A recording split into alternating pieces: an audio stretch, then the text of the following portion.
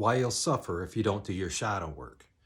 And your unconscious mind will bring to you the knowledge that you need in order to make yourself whole. So it wants you to resolve some kind of a past trauma.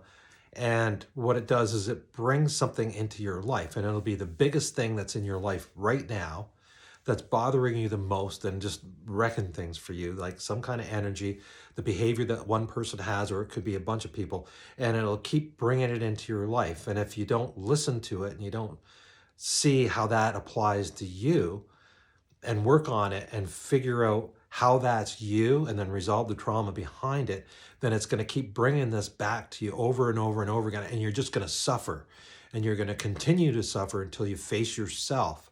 Once you realize that the problem that you're looking at is you, then you get the power to be able to fix that. And that's why you got to do your shadow work.